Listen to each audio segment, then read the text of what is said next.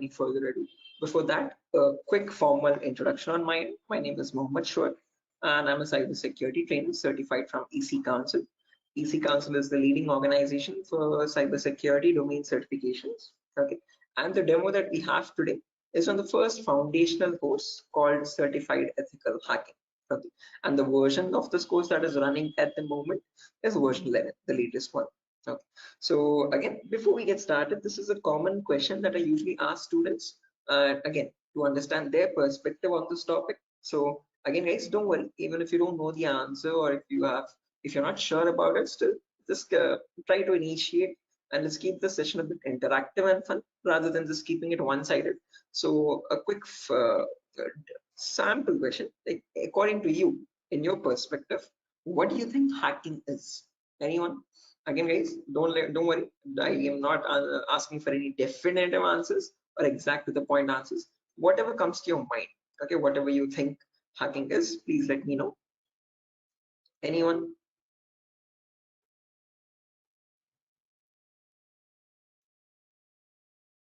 Try to breaking the system. Trying to breaking the system, is that breaking, right? I mean, did I get it right? Break into To the access system? Yes, try to to access your personal things like computer, mobile. Oh, okay, trying to break into the Uh, system or access personal things. Unauthorized access to the system or data. Unauthorized access to the system or data. That's a great answer. Again, all answers are perfectly right. There's nothing wrong with them. Perfectly correct answers. Anything else, guys? Does anyone else want to add anything to it?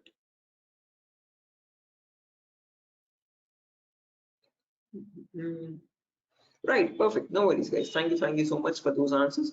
Those are exactly right. There is nothing wrong with them. Okay, but if I had to just add upon that hacking, that definition, I would add it as hacking is the procedure of trying to gain access to information systems.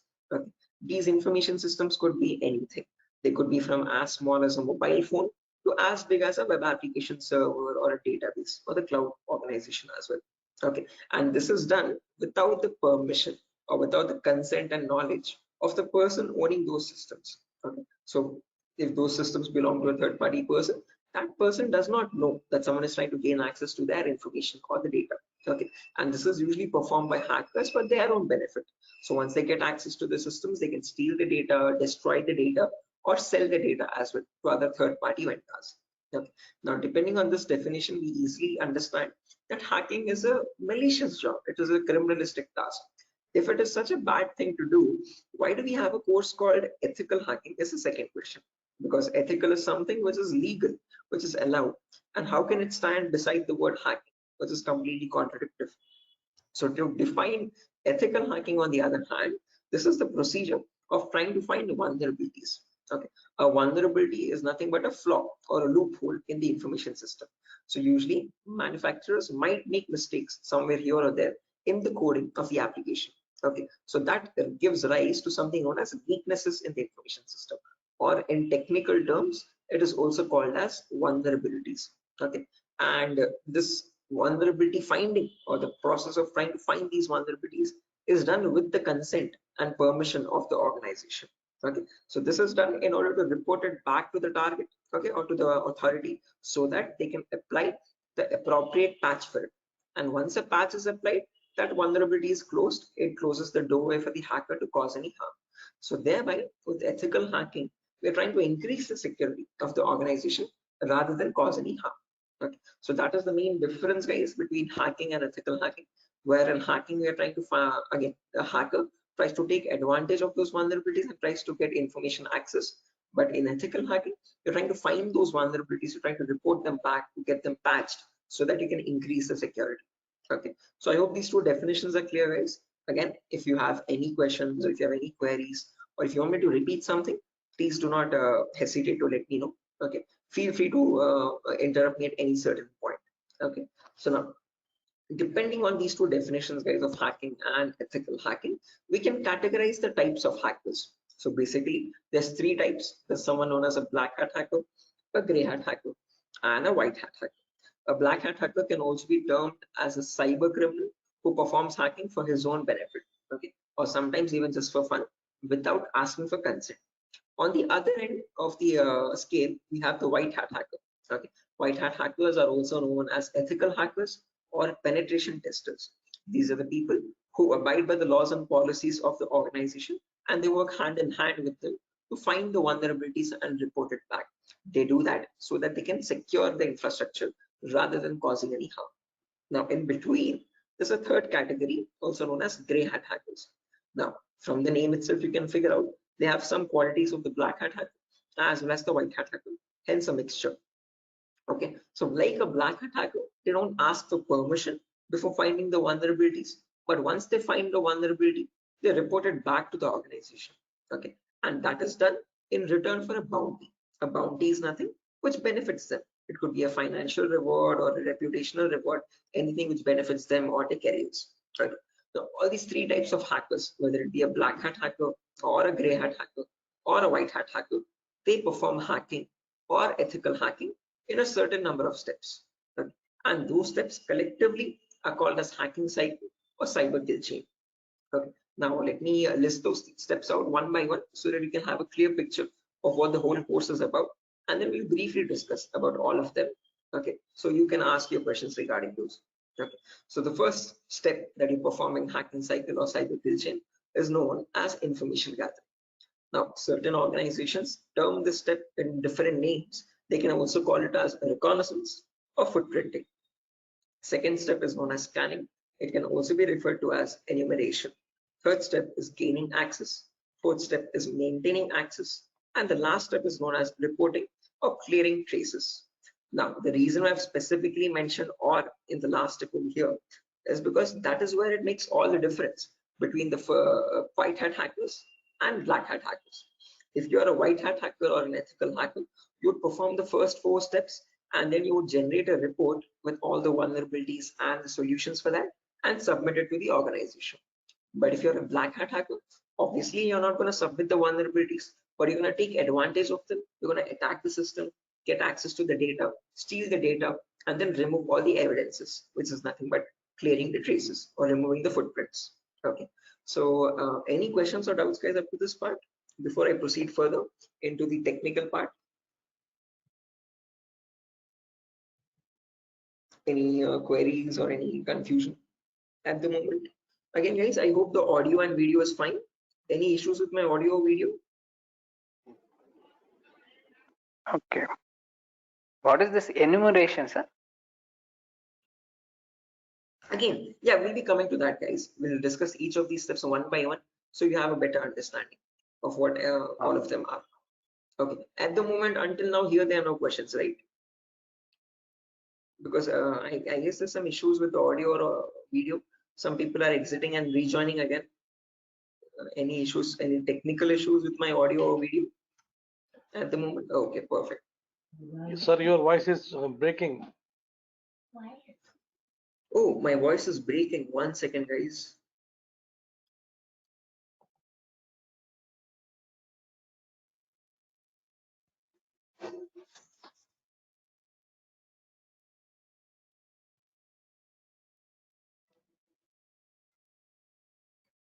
Okay, hello, 1 2 3, hello, 1 2 3. Now it is Guys, okay. it's okay, right? Right, perfect. Clear, sir. Right, let's proceed now, guys, and understand each of these steps one by one so you have a clear picture of what they are. So the first step is information gathering. Again, as the name itself suggests, this step involves the hacker or the ethical hacker to gather as much data as possible about your penetration testing target. Okay, and all this information is gained passively. What I mean by passively is that you get this information from other third-party sources rather than contacting the organization directly. Okay, so for example, if I have a target like Wipro.com, about Wipro.com, I'll start searching online for all the material for it, okay, all the data regarding Wipro.com servers. Okay, the main question is, what kind of data are we talking about over here? And this is the information that we require. So firstly, we try to figure out all the IP addresses and the range of IPs used by the Wipro's main servers or the secondary servers. Then the who is records to understand who is hosting Wipro.com and since when has it been hosting itself. Then the DNS records to understand what information is stored in their DNS servers, domain name servers. Then employee details such as their contact numbers, their email addresses, their usernames and passwords which are leaked, and their home addresses if possible, and so on. So then the domains and the subdomains of Wipro's website, and the operating system information, like what OSs are being used by the servers that are linked with Wipro.com. Now trust me, this guys, that all this information is available online to be gathered. So if I show you a very basic example, let's say if I wanted to find the DNS records for Wipro's organization, all I have to do is go to the browser, and in the browser I can search for a website called DNS Dumpster. This website is available for free for anyone to access. You can click on the first link, and over here you can just search for Wipro.com, and you can click on search, and now this is going to fetch and give you all the information about the Wipro's DNS servers. So first things first, it tells you where the Wipro servers are being located on the geolocation map. So it tells us that there are 4 DNS servers for Wipro. As you can see, these are their host names, exact host names, and these are the exact public IPs. These IP addresses are very important for a hacker or an ethical hacker to proceed with the further steps of scanning and enumeration. Okay. After that, we can see that there's the host record telling us what are the Wipro servers IP addresses and subdomains IP addresses. So this is the main Wipro.com server, which is being hosted on the IP 66.7.148.227. Again, this information is very relevant for a hacker or an ethical hacker to proceed further. Further down, you can also see it also gives us the complete network topology. So this is how Wipro servers are connected to one another, and we have the whole network topology with the host names and their IP addresses. Okay, so this is basically whole Wipro's organization main server data. So again, this data is readily available, guys, for anyone to be accessed. That is not the vulnerability. Wipro themselves manually give out this data so that everyone around the world can access their servers. If this information is not given out, not many people will be able to access Wipro services and the website.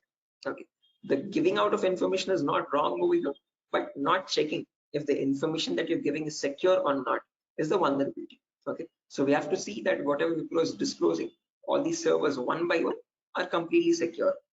Okay, after information gathering is done, then we go to the next phase, which is known as scanning or enumeration.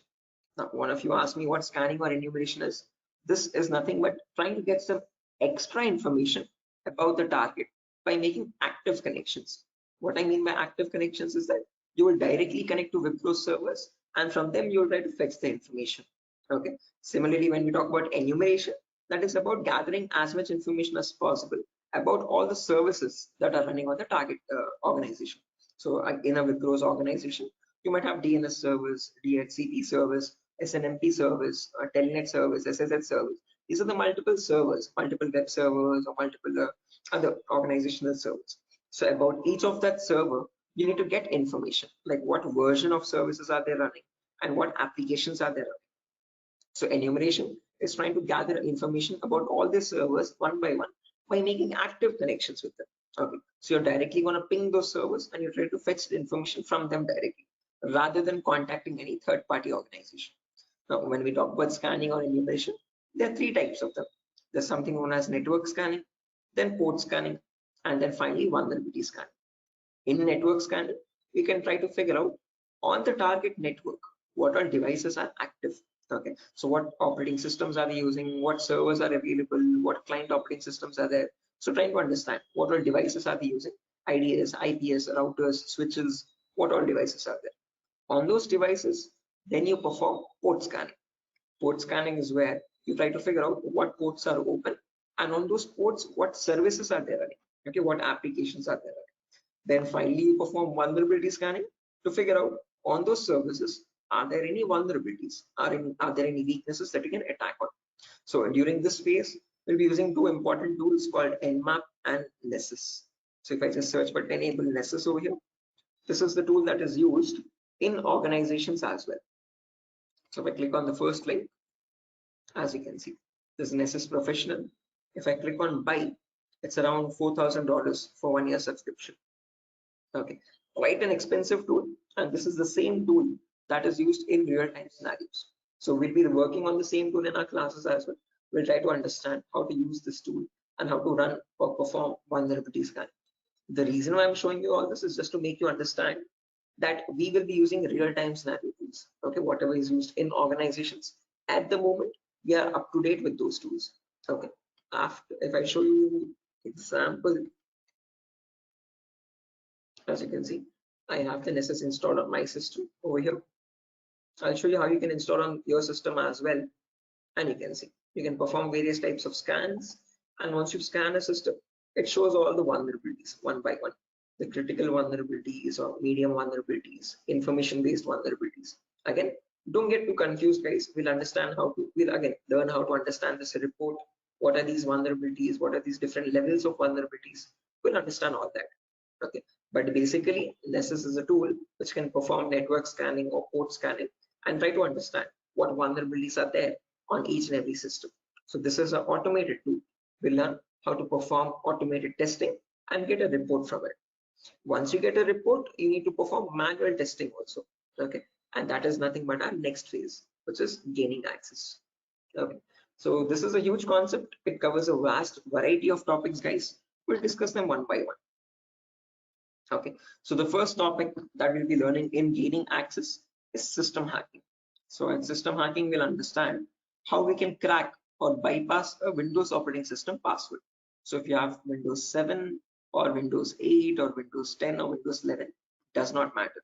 Okay, whatever operating system you have, how do we crack that operating system? How do we get the information about their passwords? If you are unable to get the passwords, how can we bypass authentication and get access to the internal files, is what we learn in system hacking. After that comes malware attacks. Malwares are nothing but, in short, malicious softwares. So we'll practically learn how to create each of these malwares, whether it be viruses or worms or trojans, spyware, whatever it be. We'll understand how malwares are generated and how we can protect our system from malwares. Or if there is a malware already installed, how can we detect that malware and prevent it from running further or causing any further harm. Okay, then there's a bonus topic called malware advanced. This is again not included in the CH curriculum. We have just added it as a bonus topic for students to have better understanding about malwares. In this, we'll be sharing the resources to understand how you can create your own malwares by using Python program. So just in case if you know Python, well and good. If not, also not an issue. We'll be sharing the resources as extra material to understand. So if you are interested in malware development or so, this is a very important bonus topic for you. After that comes network penetration testing. In this, we'll learn all the common network attacks. So in a network, you have multiple, again, devices, IDS, IPS, multiple different types of servers like mail server or DNS servers, DHCP servers, SNMP servers, and so on. So we'll understand how to check for vulnerabilities on each of these servers. Along with that, we can perform a few attacks as well. Sniffing attack, man in the middle attack, denial of service attack, or distributed denial of service attacks, DDoS. Okay, and hacking Wi-Fi routers, trying to crack the password of Wi-Fi routers and getting access to those routers. All this comes under network penetration testing. Okay, all the common attacks that we can perform in a local network. After that comes social engineering, where we learn how hackers create fake websites. Okay, whether it be facebook.com, instagram.com, twitter.com, or flipkart.com. How are hackers creating fake login pages, and from those fake login pages, how are they getting the passwords, credentials? So we learn what phishing attacks are, what are the other social engineering attacks through which hackers manipulate victims into getting their passwords. Okay, so we'll learn all that, and we'll also understand how to prevent these attacks, how to distinguish between a fake page and an original page, and so. After that, we have web application pen testing. In this, we'll learn all the common vulnerabilities that exist on websites. So again, websites also have some weaknesses, okay, on which attackers can exploit and try to get access to the internal web server data or the internal database data, and so on. So to list out a few, there's vulnerabilities such as SQL injection, cross-site scripting, broken authentication, file upload vulnerability. Now, might sound very technical, guys, but these are the weaknesses using which hackers can get access to your information, to your passwords and usernames. Okay.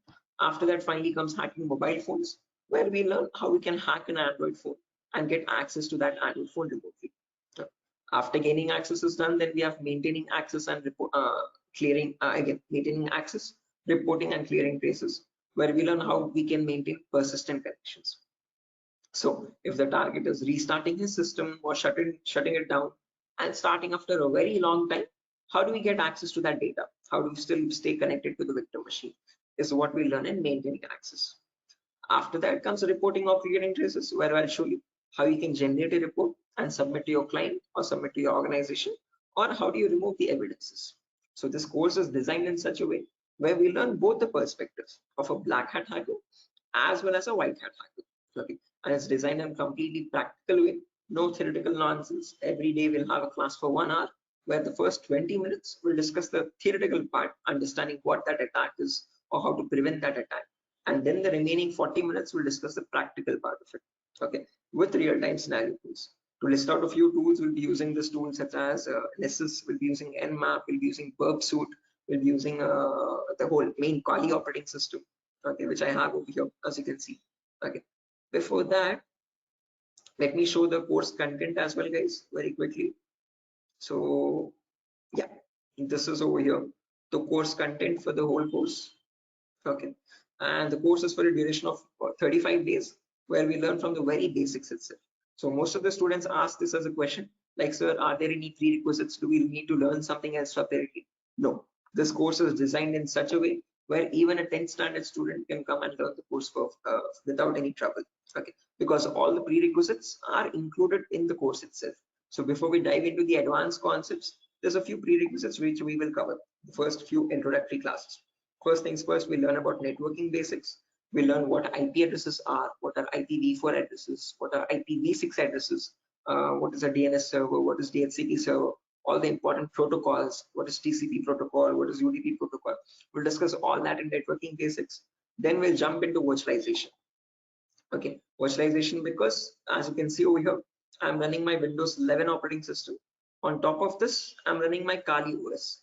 Kali is a Linux-based operating system. Okay, and we need to install this. The reason being, this comes pre-installed with all the penetration testing tools. So for information gathering, web application attacks, password attack, Wi-Fi attack, all these tools are available in Kali Linux. These are not available for you in Windows. So that is why we need to understand how to install this Kali operating system. Okay, and for that we need a tool such as VMware. VMware is a virtualization software. This allows you to install multiple operating systems on the same machine.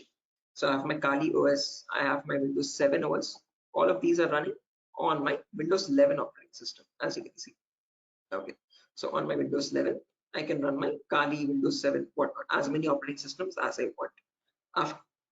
After that is done, then we learn basic Linux and Windows commands, because as I've mentioned, we'll be using Kali Linux. So we need to know how to operate that OS.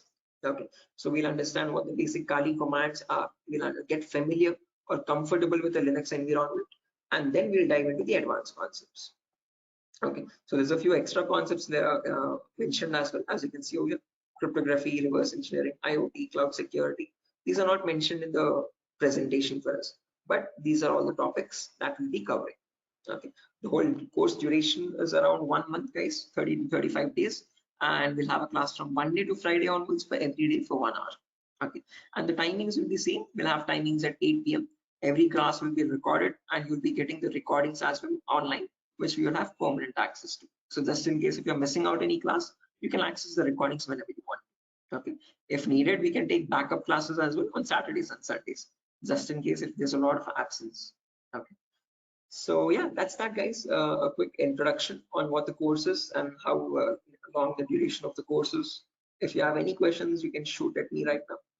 Please let me know, guys. Any queries, anything that you want me to repeat or so. Can you hear me?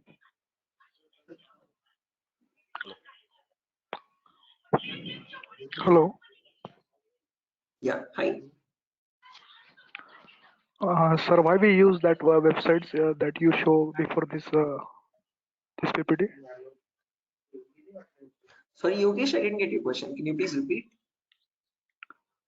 Sir, we as you said that we use some websites for ethical hacking. So that website that you opened before this PPT, I'm asking about that Yeah, website. the DNS dumpster website, as you can see over here. This is for information gathering, trying to gather information about any certain client. So before we perform hacking, it's very necessary that we know all the data about that organization or the data about that target. So in order to get that data, we have to visit these third-party websites. Okay. Sometimes your organization might not give you that data sufficient for us. Okay. That is why we need to gather that information from other third-party sources, websites like DNS Dumpster and so on. Okay. The more the data you have, the more possibilities you have to attack the system. Okay. The more attack vectors you can find or possible paths you can find to attack the system. Okay. So that is why it is necessary to access these websites and get the data about our target from these websites. Okay, okay, so understood. Right. Any other questions, guys?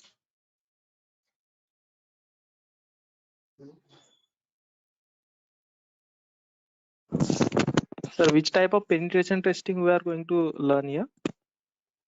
Again, CEH is a very comprehensive course, guys. We're not going to be going into any advanced level penetration testing, but we will learn all the kinds of, whether it be web application pen testing or network penetration testing or system hacking or Android pen testing. We'll be covering the basics of all of them.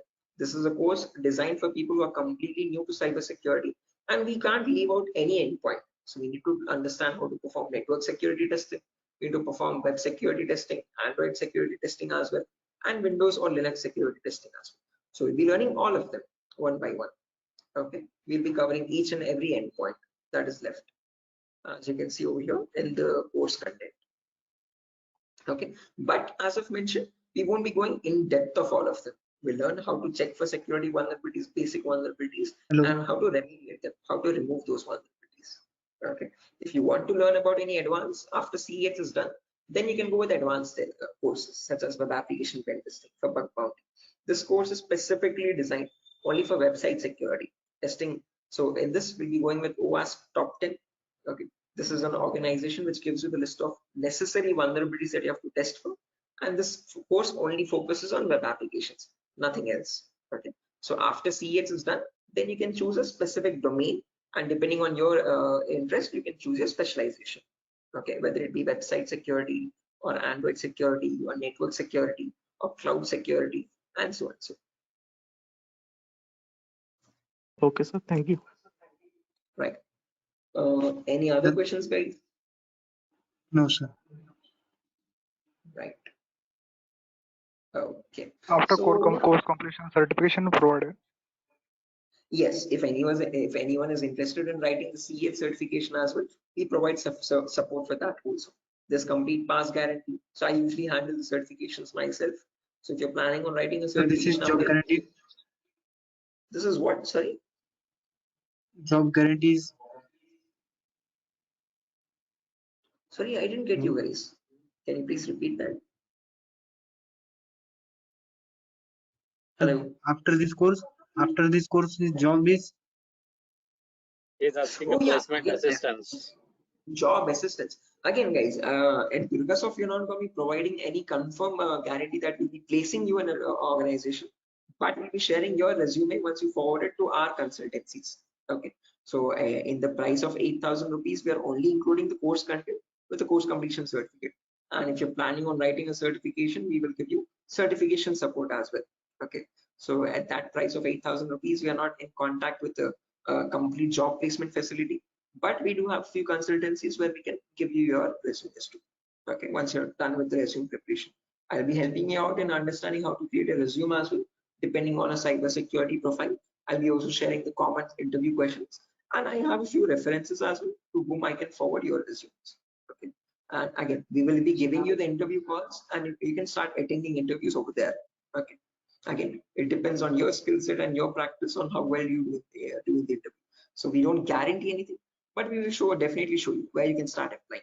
If it's necessary, I can just give you one source now itself. You can, after your course is done, this is the common website that I usually suggest for students, jobs.null.community. This is a website only specifically for cybersecurity job roles. Okay, nothing else. As you can see, null jobs. This is the website. Okay, and these are all the different domains, and you can start searching over here. So if you're a complete fresher, just click on freshers or internships, and these are at the moment these are the available placements. Okay, so for internships, okay, if you're not into internships, you want a specific job role, you can start applying for VAPT, vulnerability assessment and pen testing. These are the ones at the moment for cybersecurity. After the course is done, you can start applying over here also. So this is one website that I suggest to most of the students once the course is done, to start applying for jobs. Okay. So again, how well you do, it depends on your skill set and your practicing, guys. Okay. And this website is specifically only for cybersecurity jobs, nothing else. Okay. Any other questions, guys? No, sir. Thank you. Right. Again, if you practice properly and if you're done with the course, guys, and if you're thorough with all the concepts, getting a job in these portals is not that tough. Okay, there's a lot of students from our previous batches as well who have searched for jobs in this nuts.job.co.in and they found their internships and their jobs. Okay, so again, as I've mentioned, once you sit for the interview, it's all on you. Okay, so it depends on your preparation of how well or bad you do. So we can't guarantee anything, okay, because that's on your skill set, but we can at least show you where you can start applying for jobs. Okay, so yeah, that's that, guys. Nothing further for our session today. And yeah, if you have any queries, again, over here is my number, just in case if you have any queries, technical queries, you can let me know. This is the number over here, 7680069 Hello. 768. Hello. Yeah, guys, I can hear you. Prabin, I can hear you. Yeah. So I just wanted to know. Actually, I'm a working professional. Right. I'm working on the front end side, but wanted to move into this domain. So, what suggestions could you, give me on that side? Again, same, I would recommend if you're completely new to this domain, go with Certified Ethical Hacking, CH version 11. This is a foundational Okay. course for people completely new. So you'll be learning everything from scratch. After that is done, if you possible, if time and financial permits you, you can write the certification as well from EC Council. So there'll be a CH examination for 125 questions. Okay. And if you give 75% of them right, you get certified from EC Council. You get a certificate from the US organization. Okay, so that adds edge to your resume. If not, if you are not, again, certification is quite costly. It's around $500. So if you're not planning on writing the certification, I would recommend doing some extra advanced courses as well after CH is done, and then add that at least to the resume to build some edge again. Okay. Okay. And is there any coding involved here, or is it into completely into, the No, security part? not at all. In CEH, you don't have any requirement for coding level language. But if you're planning on going for some advanced courses like web application pen testing or mobile security testing, there you might need to have some basic knowledge. Okay. So when we talk about web application, it is necessary that you have basic knowledge on HTML and JavaScript. Okay. But when we talk about CEH, the foundational course, for this we have no requirement for any coding level language knowledge. Okay, and what kind of roles we can apply after the completion of this course? Like someone is if having 5 years of experience and he has transited into this particular cyber security, what kind of roles would be available? Again, as you can see over here, these are the roles that you can start applying for. VAPT assurance lead, VAPT senior security analyst, cyber security consultant. These are all the job roles. Penetration tester, security analyst, or monitoring job roles, and so on. Vulnerability Okay, assessment tester. These are the job roles you can start applying for. okay, cool. Thanks. Right. Any other questions, guys?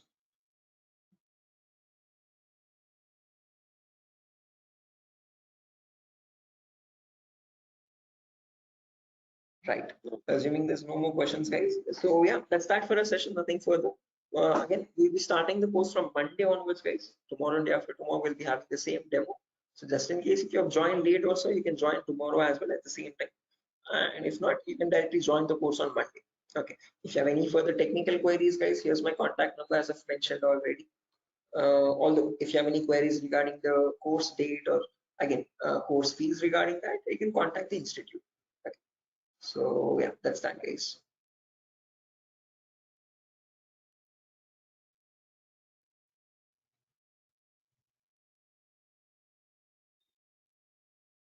Sure.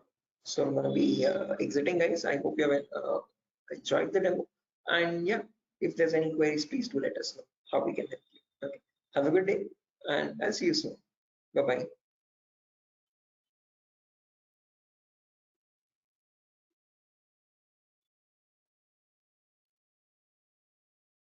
Thank you, guys. Thank you.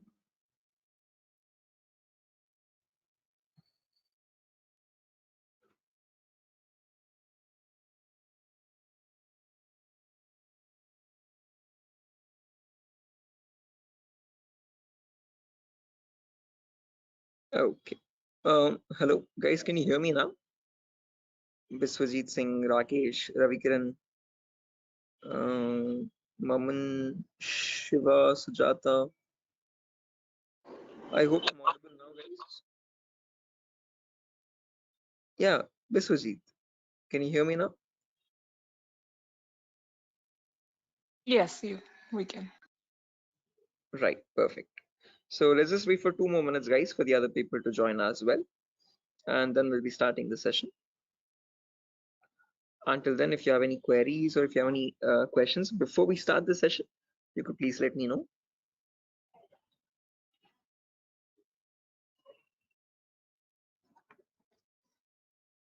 So,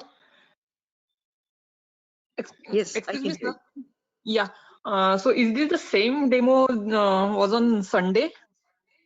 Yes, the same demo itself, guys. Oh, okay. I have attended on Sunday, so I thought it would be some different or what.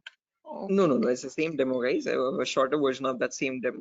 Again, we'll be starting the live classes, or the course is going to start from Monday onwards. So just in case you're planning on joining the course, you can join from Monday. The first class will be on networking concepts.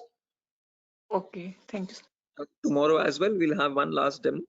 So Thursday and Friday, today and tomorrow will be the last demo sessions, just in case if students have missed out the previous demos, they can join. That's one last chance for them. And then from Monday, we'll be starting the course itself. Yeah, okay. So just in case, guys, if there's anyone who has already attended this demo session, again, just a heads up, this is going to be the same demo. It's not going to be any different from the previous ones. Okay, this is just backup sessions or backup demos for people who could not join earlier. Okay. Okay. Thank you, sir. Sure.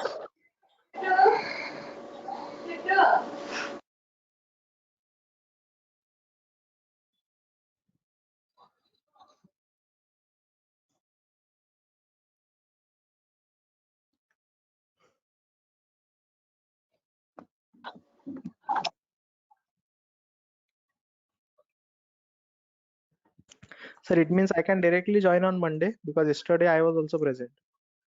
Yeah, sure, guys. Again, as I've mentioned, it's the same demo. It's not gonna be any different. So this is only for people who are completely new to it, who have not attended the previous demo sessions.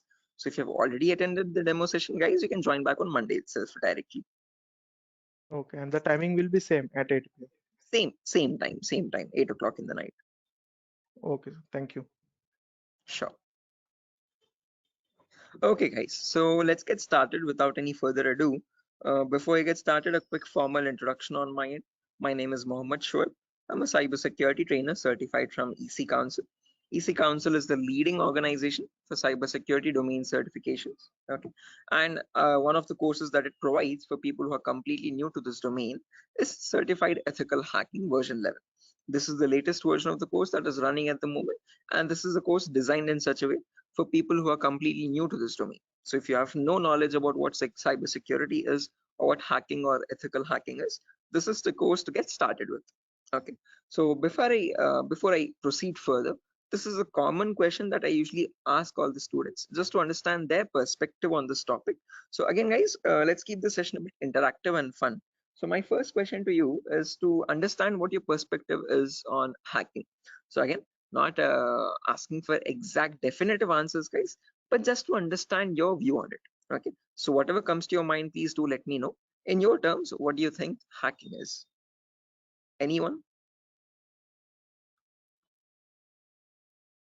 There's Biswajit, there's Maman, Rakesh, who else? Shafiuddin, Shiva.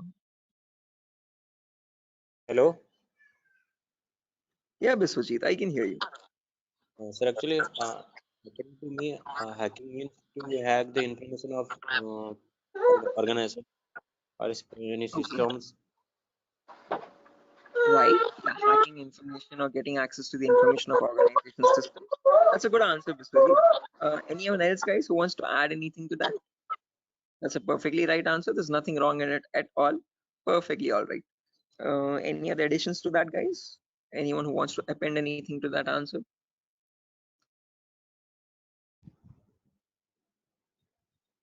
Okay, no worries.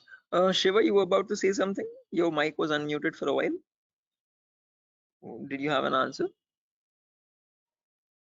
Okay, no worries, guys. So let me just add on with Biswajit's answer. So if I had to define hacking on, depending on using on his words itself, hacking is nothing but the procedure of trying to gain access to information systems. Okay, now these information systems could be anything. They could be as small as a mobile phone to as big as a database or a web application server or cloud organization itself. Okay, and this gaining access to these devices is done without the permission and the consent of the person owning those systems. Okay, so the organization who owns those systems has no clue that someone is trying to gain access to their data. Okay, and this is usually performed by hackers for their own benefit. So once they get access to the data, they can steal it, they can destroy it, or sell it on the dark web to other third-party vendors. Now, if hacking seems such a malicious job, why do we have a course called ethical hacking? Is the second question. Because ethical is something which is completely legal. And how could hacking become legal now? That's the main question. So when we talk about ethical hacking, on the other hand, guys, this is the procedure of trying to find vulnerabilities. Okay. A vulnerability, in simple terms, can also be called as a weakness or a loophole in the information system. And using these weaknesses only, hackers try to get access to the target informations, target information systems data. Okay. So your job as an ethical hacker would be to find these vulnerabilities before a hacker does, and this is done with the consent and permission of the organization. So once you find these vulnerabilities, you have to report it back to the organization so that they can apply the patch for it. And once a patch is applied, you're thereby increasing the security of infrastructure and preventing hackers from causing any further harm. So with ethical hacking, you're trying to increase the security and make the infrastructure much more secure and stronger compared to what hacking is. Okay, where you're trying to exploit vulnerabilities. Okay. So you see, are these two definitions clear, guys? Like what is hacking and what is ethical hacking, and how are they different from one another? Because most of the students have a misconception that both these terms are one and the same. No, guys, we're not going to be performing hacking. We'll be learning ethical hacking in the course. Okay, we won't be exploiting the vulnerabilities, but we'll see how to search for them, how to find them in an organization's systems, and how to report them back to the organization. Okay, so that we can prevent hacking from happening. Now, depending on these two terms, guys, we can categorize the different types of hackers as well. So we have someone known as a black hat hacker, then we have someone known as a white hat hacker, and in between there's someone known as a gray hat hacker. Okay, so firstly, the first category is black hat hackers. These people are also commonly referred to as cyber criminals. Okay, these are people who perform hacking for their own benefit, and they do this by asking no consent at all. On the other end of the spectrum, we have the white hat hackers, who are also termed as ethical hackers or penetration testers. Now, these people perform ethical hacking, or in simple terms, penetration testing, to find all the vulnerabilities in the organization. And they do this by asking for consent and by following all the laws and policies set by the organization. So they do not cross any line, they do not perform exploitation of any vulnerabilities, they only work to increase the security of the organization. Now, in between white hat hackers and black hat hackers, there's someone else known as a gray hat hacker. Now, as the name itself suggests, these people have both the qualities of black hat as well as a white hat hacker. Like a black hat hacker, they don't ask for permission before finding the vulnerabilities.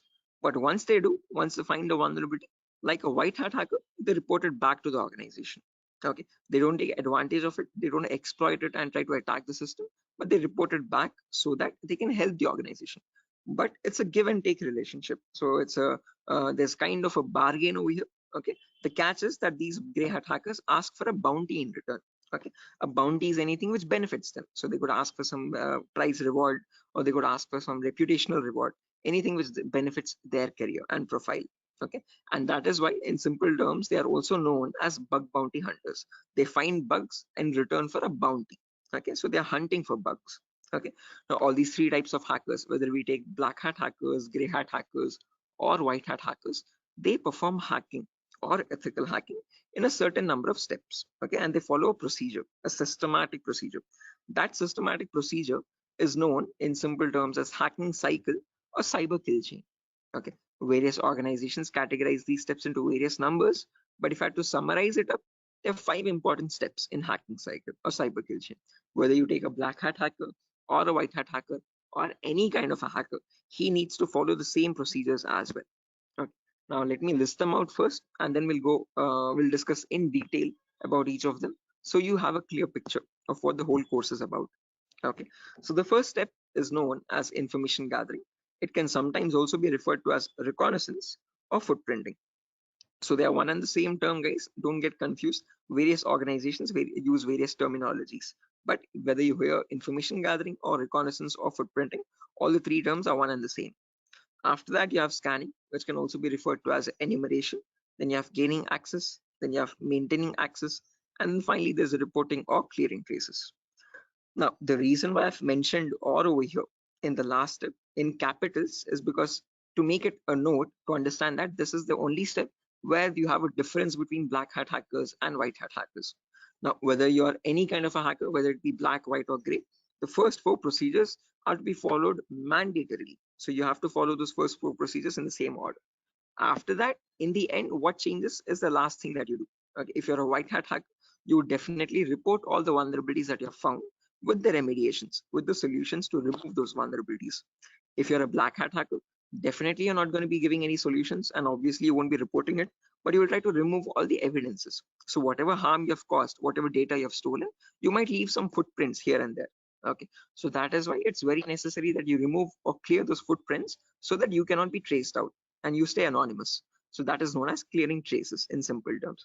And in our course, we're learning both the perspectives, how we can generate a report and submit to the organization, or how hackers clear the traces and remove all the evidences. Okay. Now, let's briefly discuss about each of these one by one, guys, so you have a better idea on the whole course.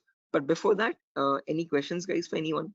Again, please feel free to interrupt me at any certain point. Do not hesitate to ask a question. Please let Hello, me know. Yeah, Biswajit, I can hear you. sir. Is this class is getting recorded? Yeah, this will be recorded, definitely. Every single class that we take will be recorded and it will be uploaded to the Google Drive. So even once we Sir, start our course as well, the whole duration of the course, every single day we'll take a 1 hour class, and each class will be recorded and uploaded to the Google Drive. So that okay, just sir. in case if you're missing out, if you're absent for a session, you can access the recordings whenever you want to. Okay, okay, sir. Actually, from the starting, you told about hacking and ethical hacking. So, Mhm. could you please briefly tell me? Hacking means like you're hacking the particular cadence, some credential information, like something personal information you are hacking. But ethical hacking was that I did not get it properly. Good question. Again, Biswajit, when we talk about hacking, this is something that cyber criminals perform. Okay, hacking is where you're trying to get access to information devices. Okay, and using those information, what you do with that information defines what kind of hacking you do. Okay, so in ethical hacking, we are trying to understand how hackers are hacking that information. So what are the procedures are they following, and how are they actually finding that vulnerability, and how are they checking for those vulnerabilities on the systems? Okay, so we as ethical hackers try to find those same vulnerabilities that hackers use, and we try to rectify those vulnerabilities. We try to apply the patches for them. Okay, so just That, like that, how that, means- hackers do it, we are going to do it that in an means ethical manner. Yeah, okay. That means, sir, if a hacker is trying to hack some particular information, and the ethical hackers are there to prevent that through their coding or whatever the algorithms. I think. exactly. Again, in simpler terms, it's not about algorithms and stuff, but it's about the source code actually. Okay, so whatever it is known as a vulnerability. A vulnerability is a weakness or a misconfiguration of the system. So ethical hackers do the job of finding those vulnerabilities before a hacker can cause any harm. Okay, and once the vulnerability is found, they disclose it to the organization, and organization will remove that vulnerability so that your systems are secure. Okay, okay, okay. Sir, then although you told about the black hat hackers, Mhm, red hat, and gray. So what are the mhm.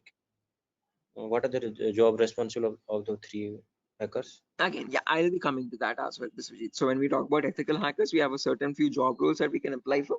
I'll be discussing that at the end of the class. Okay. Until this part, any questions or doubts? Okay, okay, hacking cycle. And you information gathering, scanning, in information. You will tell detail about this chapter, I think. Right now, yeah, that's the main thing to do right now. I'll be doing that now. Okay, okay, okay. Sir, you continue. Sure. Right. Anyone else, guys, who has any other confusion or any issues with the clarity? Mamun, Shafiuddin, Shiva. Right. Okay. Now let's briefly discuss about each of these terms, guys, one by one, so that you have a better picture of what we are going to be discussing in the course as well. Okay. So the first step is information gathering. Okay. As the name itself says, information gathering is nothing but trying to gather as much data as possible about the target organization. So if we take a client, for example, Wipro.com, for the time being, we need to gather information about Wipro servers. Okay. Now the main question is, what kind of information are we talking about over here? And this is the information as follows. Okay, so we try to gather information such as the IP addresses or the range of IPs used by the Wipro servers, then the whois records to understand who is hosting Wipro's website, and since when it has been hosted, when was it last updated, when will it expire, then the DNS records to understand what data is stored in the DNS servers, then employee details such as the contact numbers, email addresses, usernames and publicly leaked passwords, and domain names of the Wipro.com, subdomains of Wipro.com, and operating systems. So what OSs are they using in their organization? So if I give you a very basic example, I can just go to my browser, and in the browser I can search for a website called DNS Dumpster. This is a common website that I usually show in the demo sessions. So if I search for DNS Dumpster, I get the first link. Now this is an example of information gathering. So you're trying to gather information about Wipro.com from other third-party sources. So right now in this step, we are gaining information passively. What I mean by passively is that we are not contacting Wipro.com directly, but we're trying to gather information about Wipro.com from other third-party sources, such as DNS Dumpster. Now when I click on search, I can notice this gives me all the information about Wipro's DNS servers. Okay, so at the moment Wipro has 4 DNS servers with these host names and these exact public IPs. So these IP addresses are very important for a hacker or for an ethical hacker to proceed further in the further steps of hacking.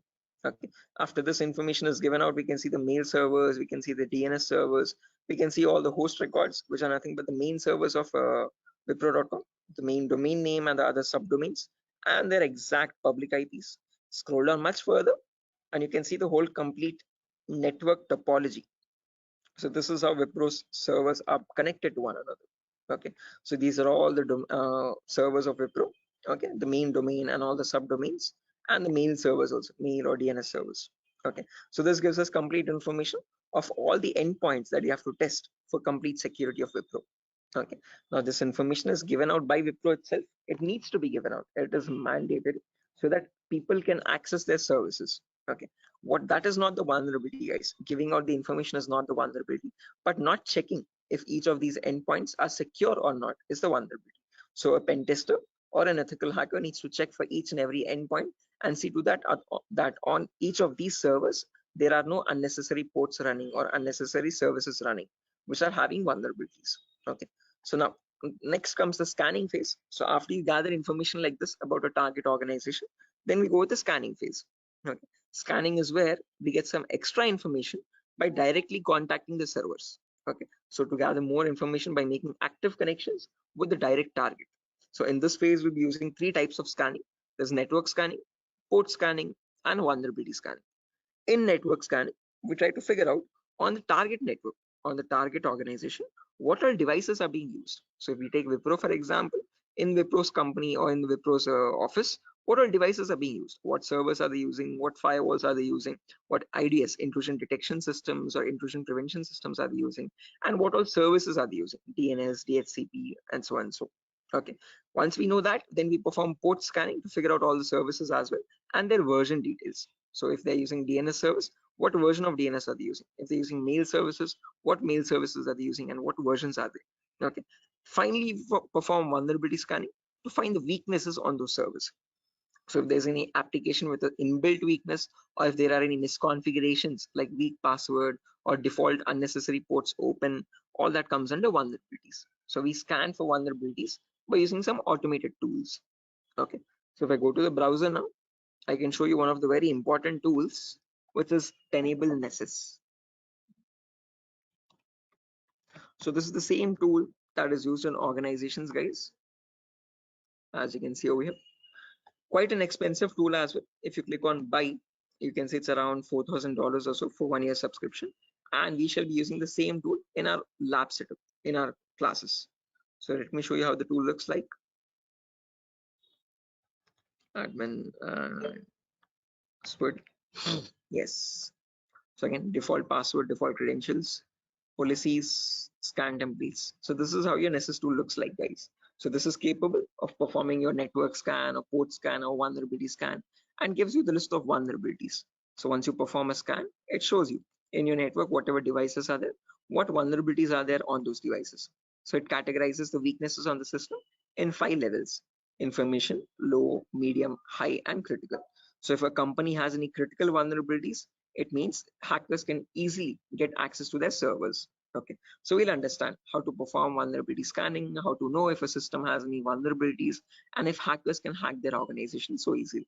Okay, if they can hack, how do we provide the solutions is also what we learn. Okay, after scanning is done, then we go with the next phase, which is gaining access. Now this is a huge concept, guys, covers a lot of variety of topics, and these are the topics as follows. Before I proceed further, any questions or doubts up to this part, guys, in information gathering or scanning?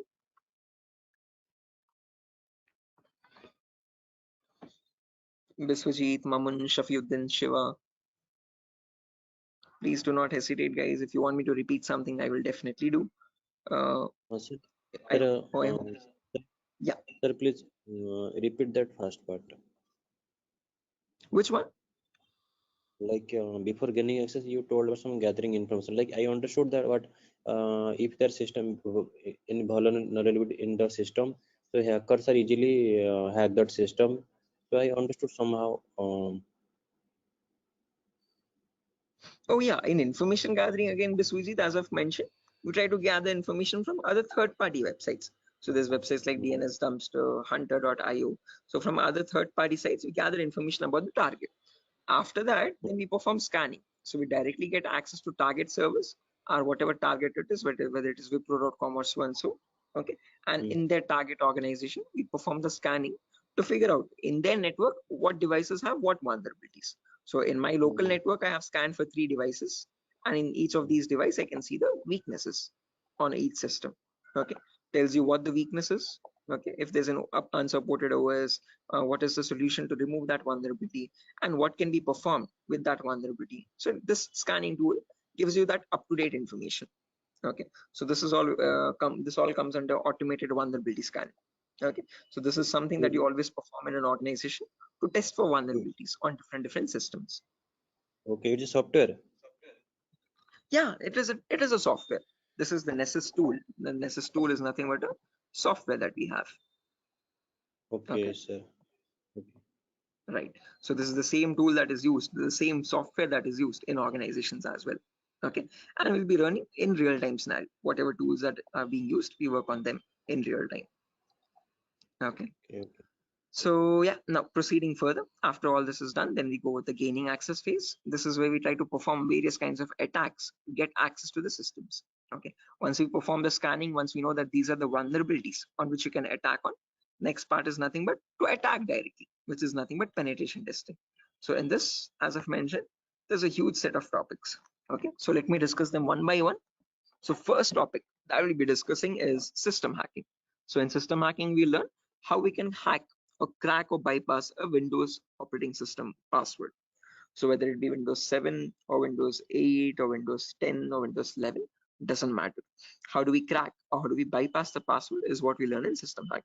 So if your system is password protected, how can you crack and understand what the password is in clear text? Or if you're unable to crack it, if it is too tough to crack, how can you bypass that password and still get access to the internal files is what we learn in system hacking. After that comes malware attacks. Malware is in simple terms are nothing but malicious softwares, and we'll practically know how to create each of these malwares. So people think that viruses are on the only malicious software is available on internet, but that's a misconception. We have multiple malicious softwares. We have viruses, we have worms, trojans, backdoors, spyware, rootkit, whatnot. There's tons and tons of malwares, and there's thousands and thousands of malwares added every single day. So we'll practically learn how to create each of these malwares and how to prevent our system from getting attacked by these malwares, or how to detect for malwares on our system. Then comes network penetration testing. Okay, In network pen testing, we learn all the common network vulnerabilities. Okay, so in an organization, in a local network, there are multiple services. There's DNS service, Telnet service, SMTP service, DHCP service. These are all the services or protocols used in a common organization. So we learn how to test for weaknesses on each of these servers. And after that, we'll also learn how to perform network attacks like sniffing attack, man in the middle attack, DOS attacks, or hacking Wi-Fi routers and cracking Wi-Fi router passwords. All this comes under network pen testing. Then comes social engineering, where we learn how to crack passwords from websites. Okay, so how do hackers make fake login pages, Facebook page, Instagram page, or a Flipkart login page, bank login pages? How do hackers get your passwords from these pages? Okay, how can they create fake login pages and send them to the victims and perform phishing attacks? All this comes under social engineering. Then finally comes web application pen testing, where we learn all the common website weaknesses. Okay. Is this useful for SOC analyst role? Yeah, Shafiuddin. We'll be discussing a very basic tool called Splunk as well. That is very important for your SOC analysis role. Okay. SOC is nothing but Security Operations Center, guys, just in case if anyone is confused. Okay. In SOC job roles, we usually see how to monitor and detect threats. Okay. Threats are nothing but attacks. Okay. So for that, we'll be discussing a very basic tool, a very important tool actually, but the very common tool used in SOC, which is Splunk. So this course was helpful for that as well. Shafiuddin. Okay, now after that, coming back to our topic, guys, as I've mentioned, we'll be discussing web application vulnerabilities, where we learn all the common website weaknesses. Now again, this might sound a bit technical, guys, okay, but these are a few common weaknesses that exist, such as SQL injection, cross-site scripting, broken authentication, file upload vulnerability, and so on. So these are the weaknesses that hackers use to get access to the web server, okay, or the databases in the backend. Okay, after that, we have hacking mobile phones, where we learn how to hack or crack an Android application phone. Okay, so how do we use Trojan attacks and get access to the Android phone remotely? Okay, after this is done, then we have two small topics, which are maintaining access and reporting or clearing traces. So this is the most important concept, guys, gaining access. After that, we need to know how to maintain persistent connections. So how do hackers maintain a connection even if the system restarts? Okay, is what is known as maintaining persistent connections. After that, we have reporting or clearing traces, where we'll see how to generate a report and submit to the organization. Or if you're a black hat hacker, how do they remove all the evidences? How do they clear the traces? Okay. Now, since not everyone is from a technical background or might not be from a technical background, we will discuss a few prerequisites as well. Okay. So the course is designed in such a way where you don't have to learn anything separately from outside. So if you're, this is in a way to even a 10th standard student to understand this course in a simple and sufficient manner. Okay, so before we dive into all the advanced concepts, we'll be discussing these 4 prerequisites or 4 to 5 prerequisites. So first we'll learn basically what ethical hacking is, or how is it different from hacking. Then we learn virtualization. Okay. The reason why we need to learn about virtualization is because we'll be using a tool called VMware. So as you can see on my desktop, this is my Windows 11 operating system, and on this I have my VMware application.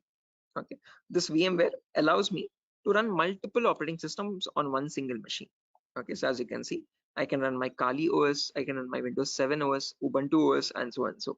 Okay, the reason why we need virtualization is because we need to run something known as Kali Linux. This is a Linux operating system, guys. Okay, and this is very important for us because this comes pre-installed with all the penetration testing tools. Okay, for hacking tools or ethical hacking tools. As you can see over here, there's information gathering tools, there's web application testing tools, there's password attacking tools, Wi-Fi attacking tools, and so on. So these are the tools that specifically come only with Linux OS. Okay, they're not available in your Windows operating system. So that is why we need to know how to install this operating system and how to use this out. Okay, again, one good thing is this is completely free and open source. Anyone can download this operating system from the official website kali.org. Kali.org. Okay, so how to download this and how to install this is what we learn in the virtualization class. After that is done, then we will go with basic Linux and Windows commands. So as I've mentioned, Kali is a Linux OS. So we need to understand how to use a Linux operating system. What are the basic commands in Linux and how is it different from Windows operating system?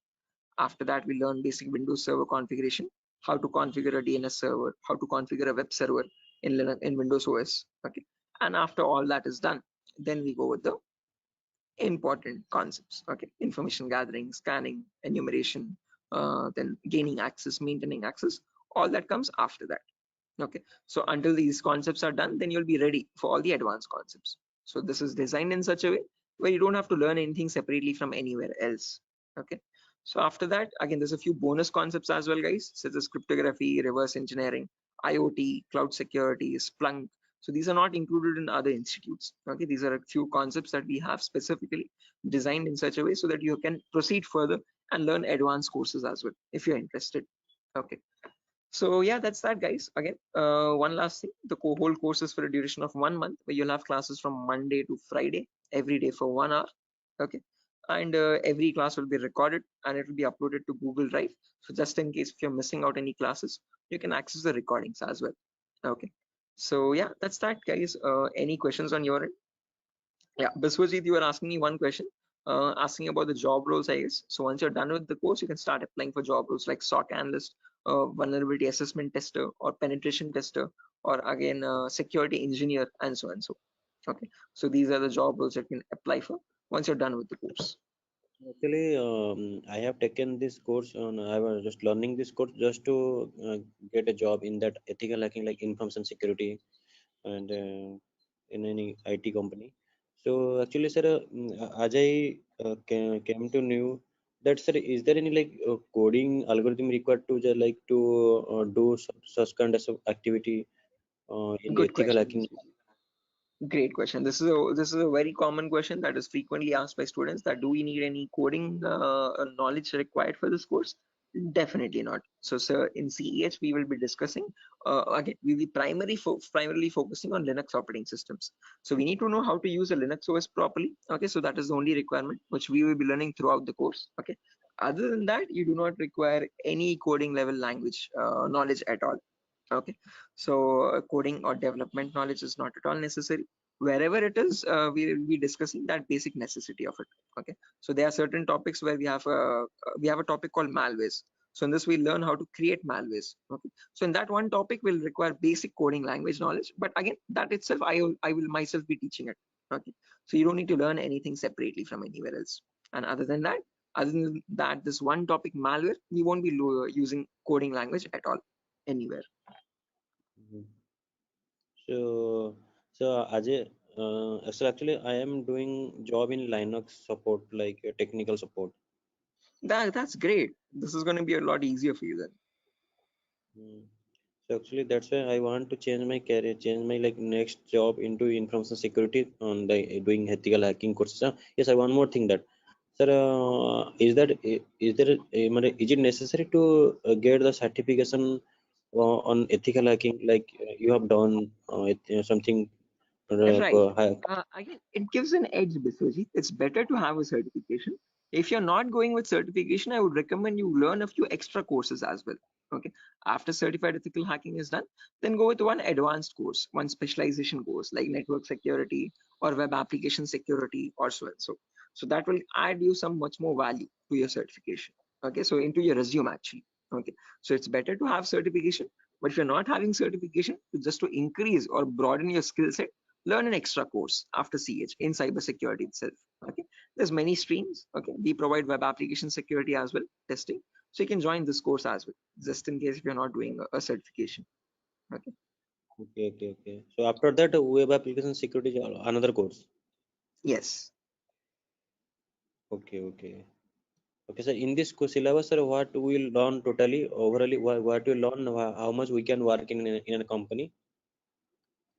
Again, as I've mentioned, CH is the foundational course, so you'll be learning about all the endpoints. So you won't be focusing on one of them, but all the comprehensively all endpoints. So we'll learn network security also, we'll learn wireless security also, we'll learn Windows and Linux hacking also, we'll learn Android security also, and we'll learn web Mm. application security also.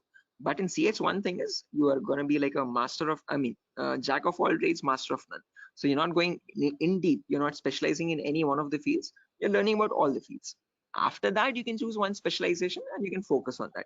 You can either go towards web security or cloud security or network security. Depends on your interest, Okay, okay, okay, understood, sir. right? Then that will the final and long-term career. Long term, yes. Okay. To get started first, usually in cybersecurity, you usually get monitoring job roles for a few months. Okay. After that, Okay. then you can go into deeper course. Mamun, are you going to teach all security courses? Yeah, I'm the same Okay. tutor, Mamun. So after CH is done, if you're planning on going with cloud security or web application security, we provide those as well. At the moment, mobile and network is not included, but just in case, since there's a huge boom, there's a huge requirement for web application. So that also I provide. Okay. Okay, sir. You can go with 1 year experience, Shafiq, not more than that with CEH. But if you like add a few more courses after that, like after CH, if you do web application and also, you can add a couple years experience, like 2 or 3 years of experience as well. Okay, because you need to know more tools with such years, that huge years of experience. They will ask you what tools you have worked on. Okay, so it's better you have a few knowledge on those tools. So with more the courses, you get more experience with different tools. Okay, sir. So will you please help with practically all the things? Again, the whole course. Oh, is it back-to-back training? Yeah, Mamun. Again, after the CH is done, I usually take separate classes for web application students as well who are interested to join that. Okay, so that will be a back-to-back session directly. Again, yeah, coming back to you, Biswajit, you were asking me something. What was the question again? I forgot. No, actually, I was asking, sir, what, sir? Forget. Anyway, I forgot as well. But let me try to recollect. Does anyone else remember, right, guys, what Biswajit was asking? Practical, yeah, good question. So again, the whole course is designed in such a way where it is 20-40 ratio, guys. So out of all the 60 minutes that we have every single day, the first 15 to 20 minutes will discuss the theoretical part. The remaining 40 minutes will discuss the practical part itself with real-time scenario examples. I'm not going to be boring you with theoretical knowledge. Only in the demo class and only in the first few introductory classes we'll discuss theoretical concepts.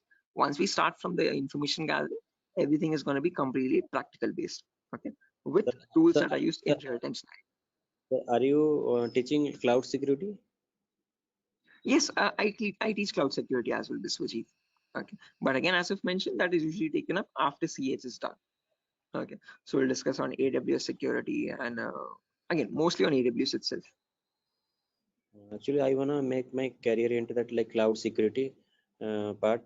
That's why I was thinking how much practical you will teach here and how much we can be skilled enough in this course so that we can be confident enough while attending the interview. So, will you please discuss on about some like mock interview questions and resume building? Definitely, I will help you. I will send you sample resumes as well to understand how to create a resume for a cyber security profile. Okay, and along with that, I'll also share the commonly asked in interview questions. So I have a PDF document prepared for that specifically, which I share with all the students after the course is done for all the cyber security related interview questions. Okay, so I'll be sharing all that as well. Okay, sir. No, because I have planned after completion of this course, I have planned to move on cloud security by practicing those questions and all the practical things. Definitely. Again, if necessary, I'll be sharing the resources as well, Biswajit, separately for you regarding your cloud security content. Okay. So if you're planning on doing a course after CS is done, then you can contact me for that. We can do that course separately. Okay, sir. Okay, it's not included with Durga Soft at the moment, but again, yeah. Okay, sir. Sure. Any other questions, guys, at the moment?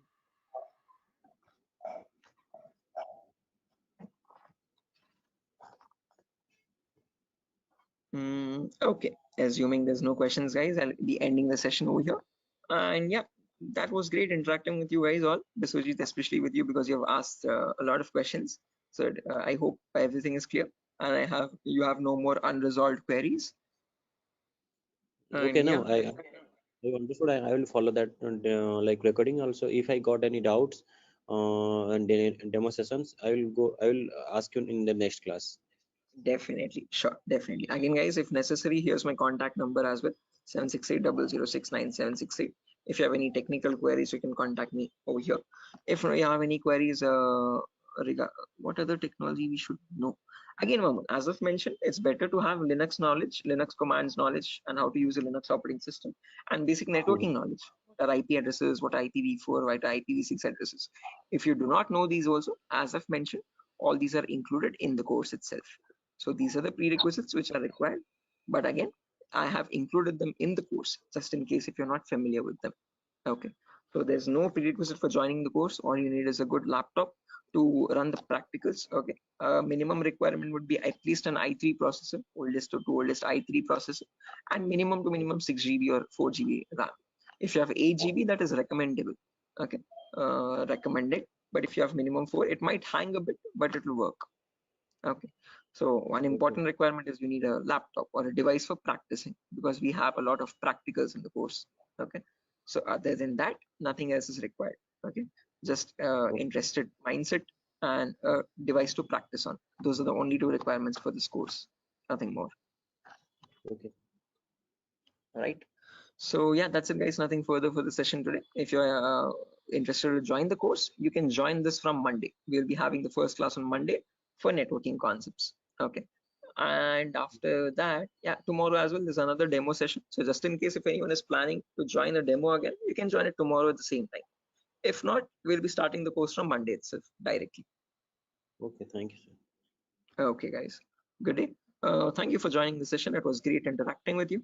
And I'll see you soon, guys. Bye-bye. Have a good day. Thank you, sir. Good night. Thank you, guys. Good night.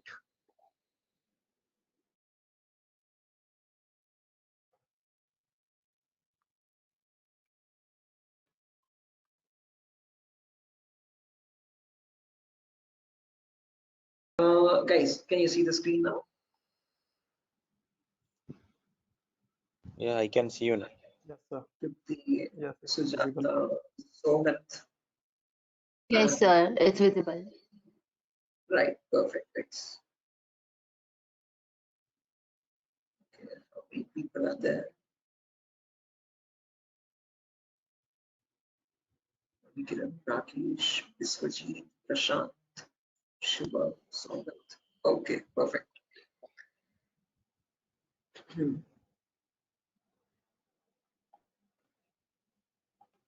Okay, guys, let's get started with the session without any further. I am already a bit delayed in starting the session, so sorry for that, guys. I was stuck in a work.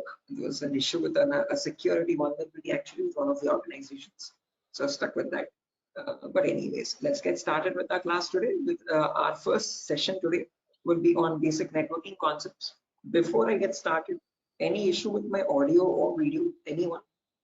Is everything fine? Can I proceed Yes, with the sir. class? No, actually, we are getting some like noise. A kind Oh, of there's some issue. background. Yeah, Yes, the we can call it not as a kind of issue. not clear sound. 1 second. Thank you. 1 second. I'll just change my microphone. Just give me a second for that. Yes, yes.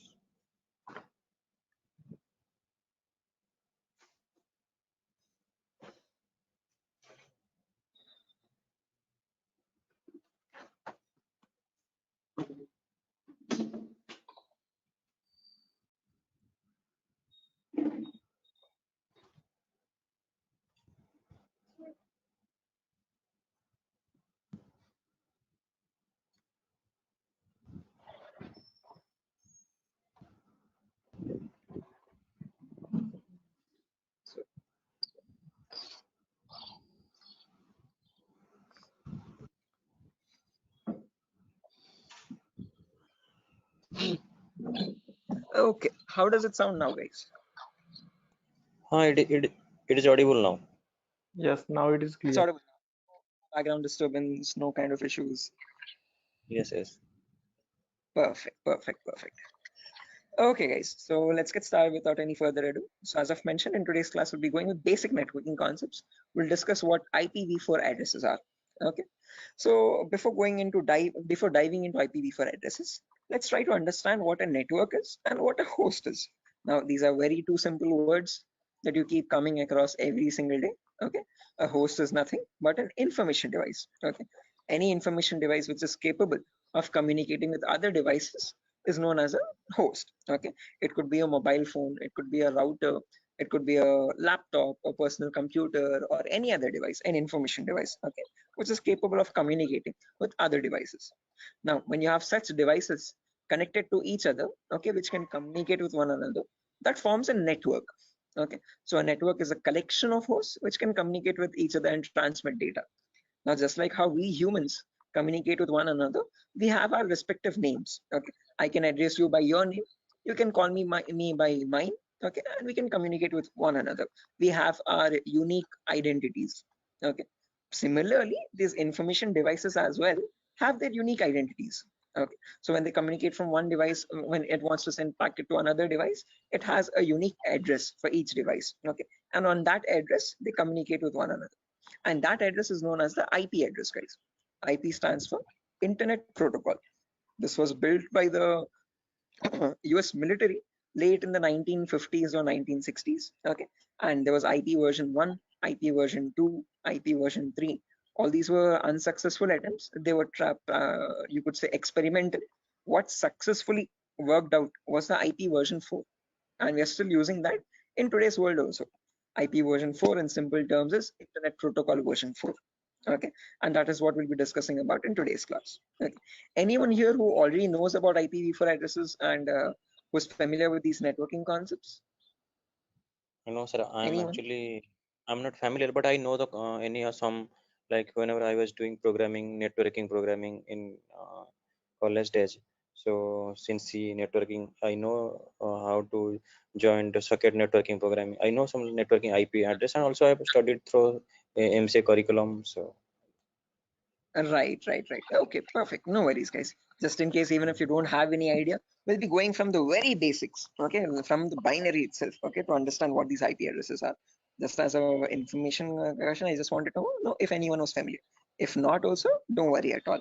Okay. So I hope you know why we need IP addresses, guys. IP addresses are nothing but acting as an identity for each device. Just like how we have our names, you can address me by mine, I can call you by yours. Similarly, devices communicate with one another depending on IP address. Okay. Now, how does this IP address look like? Okay. Our names have alphabets in them: SHOAIB, SIVA, Shiva, and so on. So, but IP addresses are completely numeric based. Okay. Specifically IPv4. Okay. IPv4 are completely numerical or decimal addresses. Okay. It's a 32-bit address, first property. Now, what is a bit? A bit is nothing but the smallest data format. Okay. It comprises of either 0 or 1. Okay, and your IPv4 address is a 32-bit address. What I mean by 32 is that it contains 32 zeros and ones like these consecutively. Okay, and these 32 zeros and ones are divided into 4 equal parts. Each part is known as a octet. Okay, octa in the sense 8 bits. Okay, so you have 4 parts, it's 8 bits each. Okay, and each of this is known as a octet. In simple terms, it can also be called as a byte. Okay, and each octet or each byte is separated by a dot symbol. This is how computers know IP addresses to be like. Okay, this language is known as the binary language of zeros and ones, and your computers or information devices all communicate on binary language only. But for us humans, it's quite tough to understand binary. Okay, so we can calculate it now. If you're quite familiar, if you have some experience, you can calculate binary in your mind itself. But looking at it and understanding it's quite tough. Okay, so in today's class, we'll understand how we can convert any binary number to a human readable format, to a decimal number. Okay, decimal numbers are from 0 to 9. Okay, these are human readable, what we use regularly from day-to-day life. Okay, what computers communicate on is binary data. Okay, so today we'll understand how to convert binary data to decimal data and how we can range the IP addresses. Okay, before that, a quick introduction on data formats. As I've mentioned, 1 bit is nothing but a value of 0 or 1. When you combine 8 such bits, that becomes a byte. Okay, in simple terms, it can also be called as an octet. When you combine 1024 bytes, that becomes a kilobyte. Your textpad files, your contact applications and all these are in kilobytes of data. Okay, when you combine 1024 kilobytes, that becomes a megabyte. Okay, your PDF documents or your music files are in megabytes of data. 1024 megabytes becomes a gigabyte. Okay, your movie files or larger softwares are in gigabytes. 1024 gigabytes becomes a terabyte. Your hard disk is in terabyte storage data, and 1024 terabytes becomes a petabyte. We have never used petabytes until now. This petabyte data is usually used by cloud organizations. Okay, OneDrive, Google Cloud, blah blah blah. Okay, now let's understand how to convert this bit data or binary data into decimal data. Okay, so what I've done is I've taken down this first octet over here, 10101010, and I've written it down over here, as you can see, in an expanded format. Now to convert this, there are 2 simple methods. Method number 1 is there's two simple steps to it, not methods, sorry. Okay, there's one method only. okay, and with two simple steps. Okay, step number one is you write down the values from 2 to the power 0 all the way up to 2 to the power 7 from right to left. Okay, why specifically 2 to the power? Because this is binary data. You have only two possibilities, either a 1 or a 0. So first 2 power 0, then 2 power 1, then 2 power 2, then 2 power 3, then 2 power 4, then 2 power 5, 2 power 6, and 2 power 7. Let's write down the values for that. 2 power 0 is nothing but 1. Anything to the power 0 is always equal to 1. Okay, that is a mathematical rule. 2 power 1 is equal to 2. 2 power 2 is nothing but 2 into 2, which is 4. 2 power 3 is 2 into 2 into 2, that is 8. 2 power 4 is 16. 2 power 5 is 32. 2 power 6 is 64. And 2 power 7 is 128. Okay, now to convert this number, all you have to do is, just a second guys, let me open up Zoom so that I can draw on the screen. Give me a second.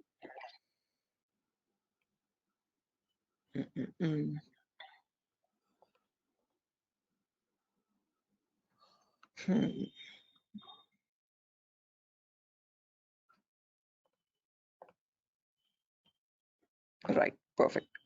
So when you want to convert any number from binary to decimal, first things first, you have to write down these numbers.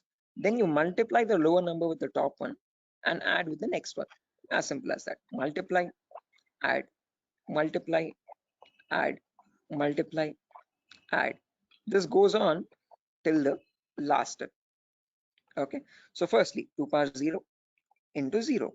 Anything into 0 is 0 itself. So I've written 0 over here. Then 2 power 1 into 1. That is 2 power 1 is 2. As you can see, I've written the value over here. Into 1 is the value itself, 2.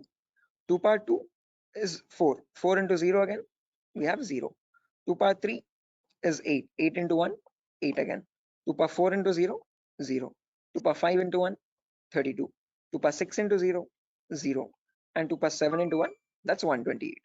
Now when I add all this up, 128 plus 32 plus 8 plus 2, that becomes 170. So when we humans read the number 170, the computer does not understand it like 170.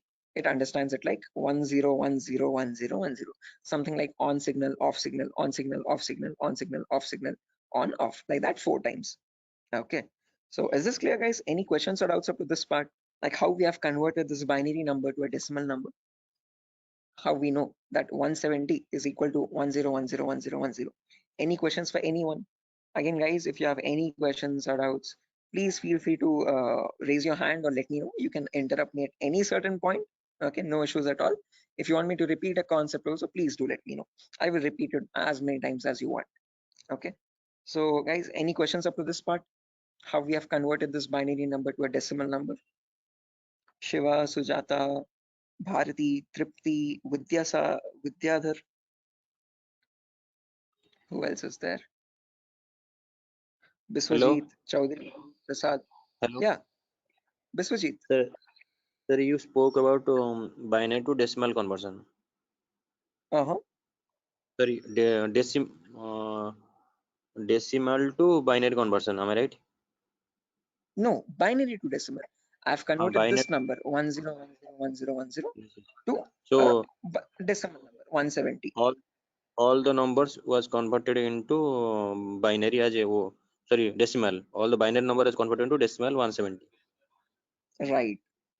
This specific number 10101010. Okay. How did we do that? We wrote down these numbers 2 power 0 all the way up to 2 power 7.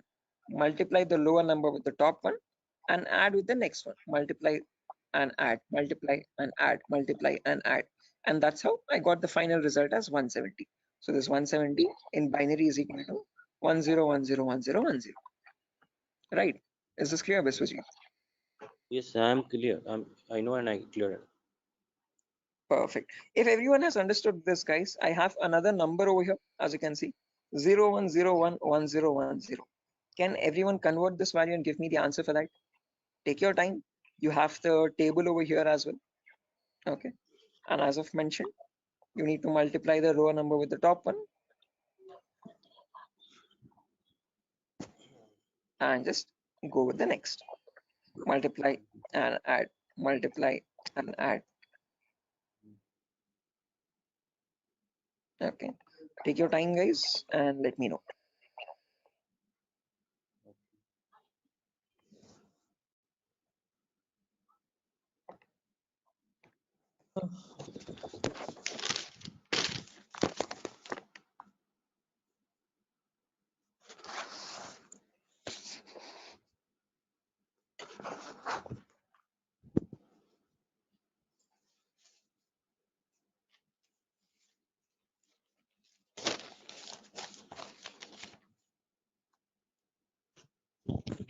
Is it 90?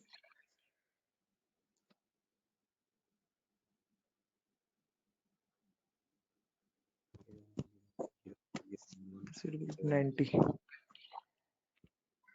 Correct answer, guys. 90 is the correct answer. Anyone else? Sir, are you going to provide us this text file also, or like we have to take notes means No, handwritten notes? definitely. I'm gonna give this file at the end of the class. I'll take down all your email addresses, and on your email, I'll send this document directly. You don't need to take any separate notes, guys. I'm gonna send this document file. Just in case, as the class goes on, if you want to take down any running notes to note down any important points also, you can. Okay, but all these documents, all these notepad files will be given to you directly. Okay, so yeah, guys, I've received a correct answer from a lot of people over here. Again, as I've mentioned, just multiply the lower number with the top one and go on till the last. So this will be 2 power 0 into 0 plus 2 power 1 into 1 plus 2 power 2 into 0 plus 2 power 3 into 1, like that till the end, 2 power 7 into 0. Okay, to anywhere you have 0 over there, 2 power 0 into 0, just put that 0. 2 power 1 into 1, that's 2. 2 power 2 into 0, that's 0. 2 power 3 into 1, that's 8. 2 power 4 into 1, that's 16. 2 power 5 into 0, that's 0 again. 2 power 6 into 1, 64. And 2 power 7 into 0, 0. When you add all that up, 64 plus 16 plus 8 plus 2, you get the number 90. Anyone over here who has not got the number 90, guys, please do not feel shy. Again, if you're getting all the right answers, you're doing much great than me. In my first day, I could not solve this at all. Okay, I was a very dumb guy. So please, no shame in that. Okay, it's completely fine. Okay, because you need to get this concept very right in order to proceed with the further concepts. If you're failing at this one, it's gonna get a bit complex further down the lane. Okay, so any questions on this part, please do not hesitate to let me know. Okay, assuming everyone has got this right. With the other, yeah, exactly. The reason I'm showing you all this is to understand the range of IP addresses now. That's a great question. I was about to ask you. Again, I tell you myself, like in a real-time scenario, you would never have a necessity to convert a binary number to decimal or vice versa. But the reason why I'm showing you this is so that we can understand the whole range.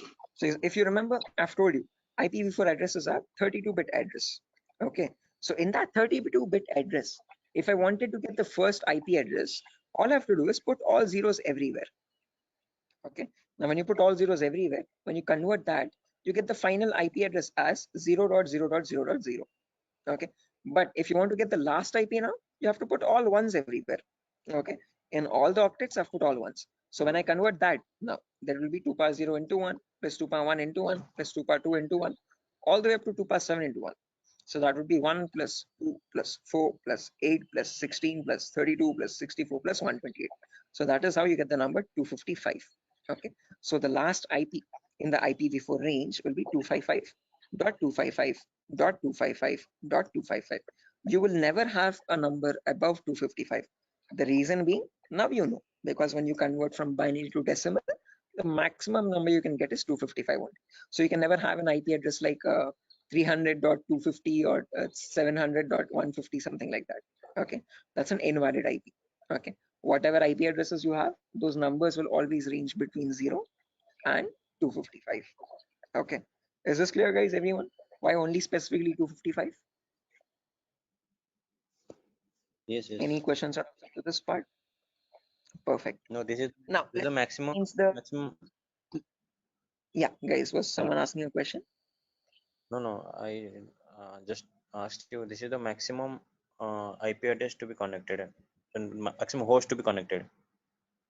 Yeah, that's the last IP address you could get in the IPv4 range, Biswajit. No, this is the like from 0 to 255 hosts should be connected, I think. Not necessarily.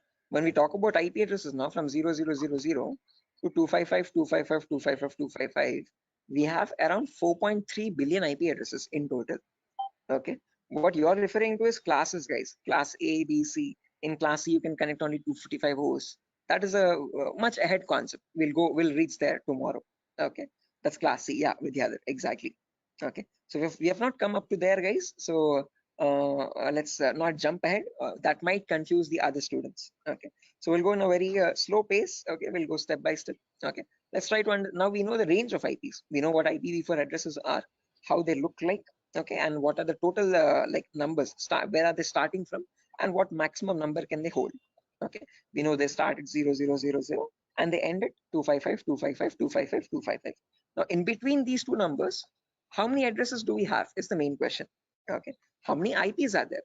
Okay, so for that, let's try to understand the sequence of sequence of IP addresses. Okay, and again, to understand sequence of IP, there are two simple rules. Rule number one is always start with the rightmost value. So if this is the first IP, 0000, next IP will be 0001, next IP 0002, next IP 0003, next IP 0004. This will go on up to 000255. Okay. After that, can I have an IP like 000256? Is this possible? No. Yes, this is not possible because 255th is the last IP that you can get in any octet. You cannot get a number above 255, guys. It is a very golden rule that you have to remember. Okay. Now, once this octet has reached the maximum value, there comes the rule number two.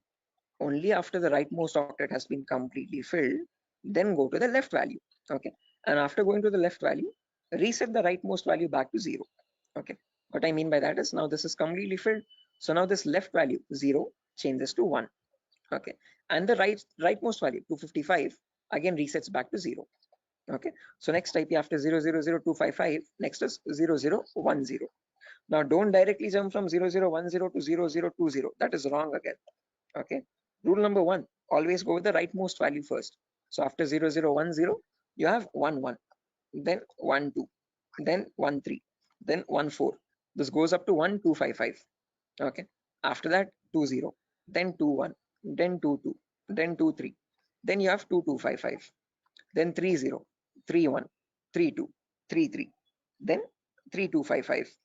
Like that, it will repeat again and again and again. And somewhere you'll have 2550, 2551, 2552, 2553, 255255. Now, both these octets are filled, guys, as you can see. Okay. Again, rule number two. Once the Sir, rightmost octets are filled, what yeah, it signifies? those are the IP addresses, guys. Okay. So those are the IPs that devices can get in total. Okay. Okay, sir, continue.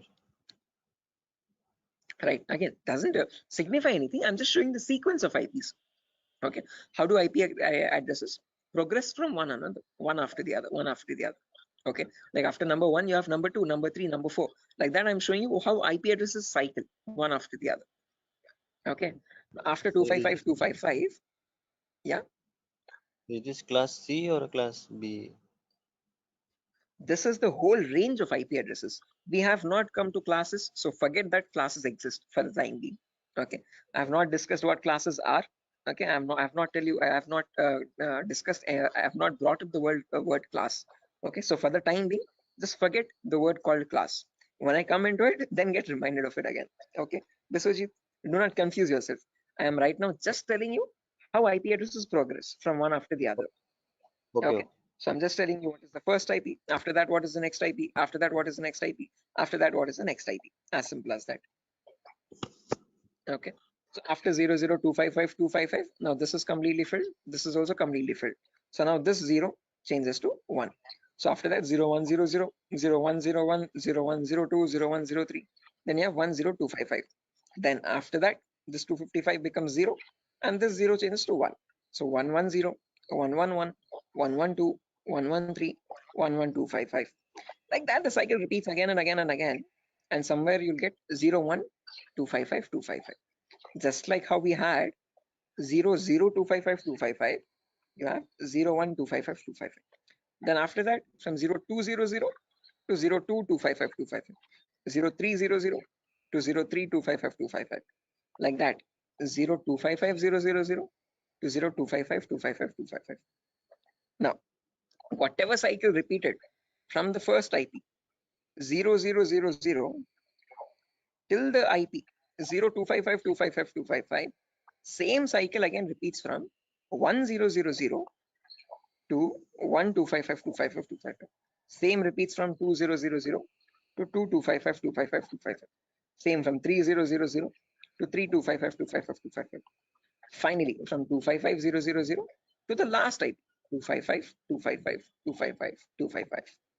Okay, so all I'm showing you is the progression of IPs. How do IPs change from one after the other? What is the consecutiveness of IPs? Okay, so if you wanted to get the total number of IP addresses, you from 0000 till 255, 255, 255, 255, it would be 255 to the power 4 because each cycle is repeating 255 times. So the total number of IP addresses would be 4.3 billion IPs. Okay, which is the number equal to 255 to the power 4. So with the other, yeah, the correct number of IP addresses would be 255 to the power 4. Hello, is that clear? Yes, sir. I understood something. Yeah. Okay, guys. Until this point, any questions, guys, for anyone? Again, do not get confused, guys. This is just to show you the sequence of IP addresses. In a real-time scenario, you would not need that anywhere. I'm just going very theoretically to get you familiar with the foundational concepts, like how IP addresses are built, how do they look like, what is the sequence of IP addresses, and so on. Going very basic. Okay. Sir, So, sir, you told. Hello. yeah, Biswajit. Sir, you told that 4.3 billion IP addresses. That means, sir, I did not get it actually. That, yeah, again, how many IP addresses are there, Biswajit? If you remember, each octet is cycling 255 times. Okay, so this first octet, rightmost one, is going from 0 to 255.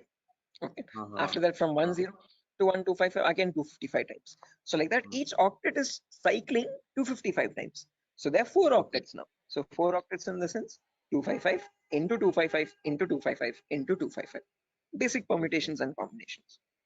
Okay, and when you calculate that 255 to the power 4, you get the number 4.3 billion.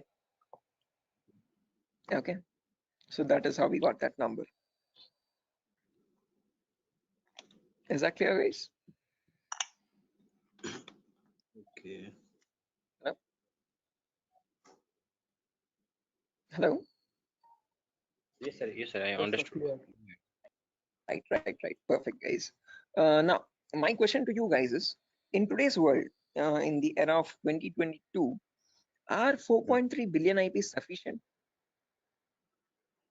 No. No, sir. No, sir. Definitely.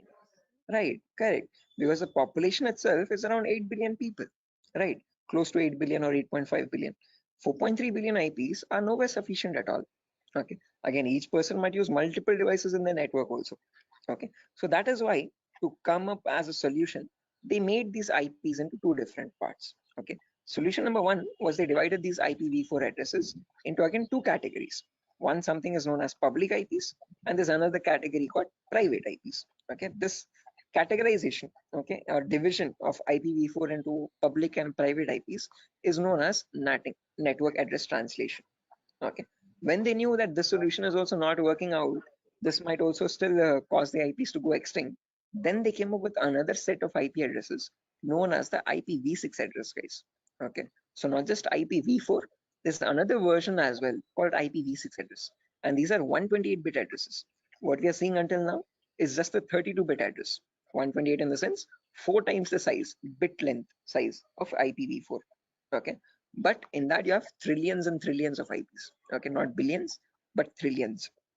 Okay, so we'll discuss IPv6 on a later date. Okay, but in today's class, we'll end it with public and private IPs.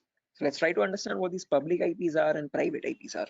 Okay, so public IPs are the IPs given to you by your internet service provider. So in our home, we might have different broadband connections.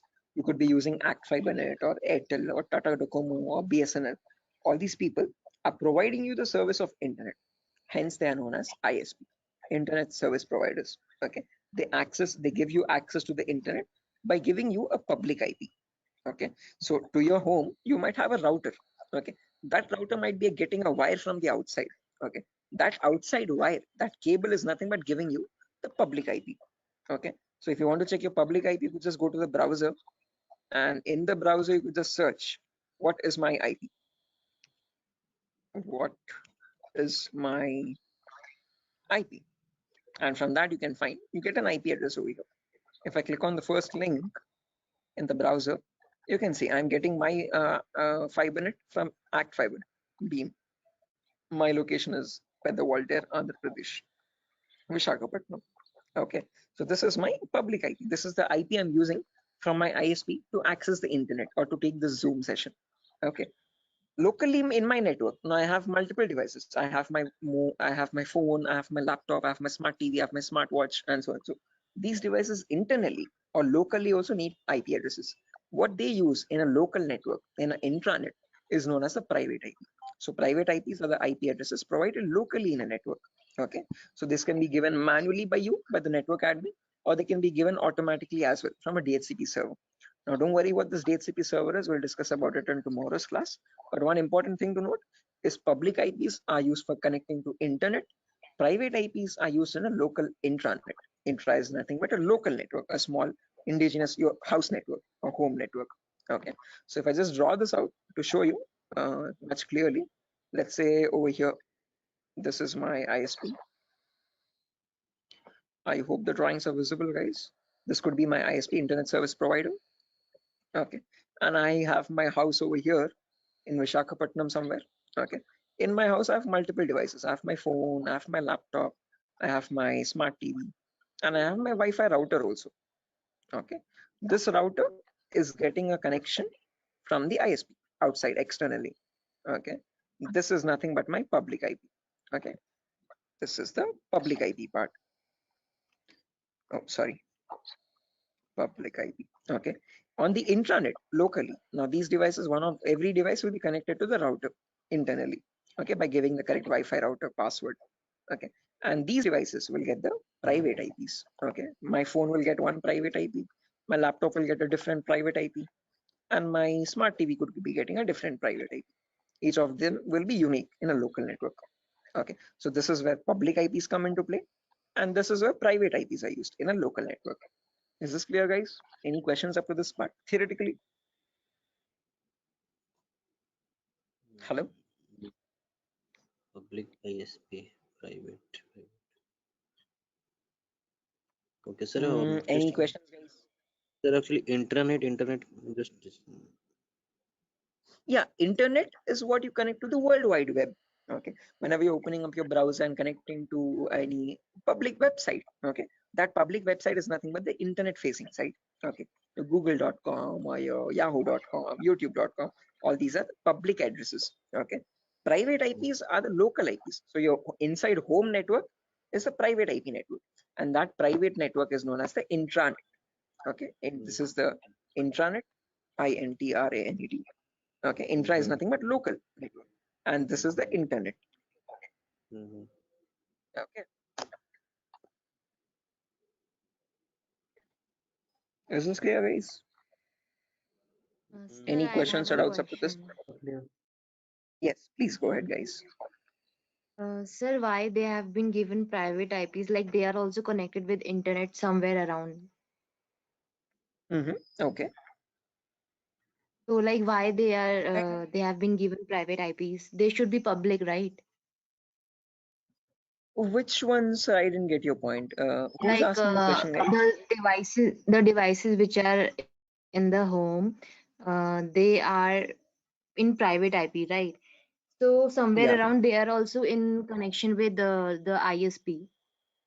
So they should be Okay. public, They should also be public. Yeah. So good question, Tripti, I guess. So whenever now let's notice over here. Let's say I have one phone over here, and I have my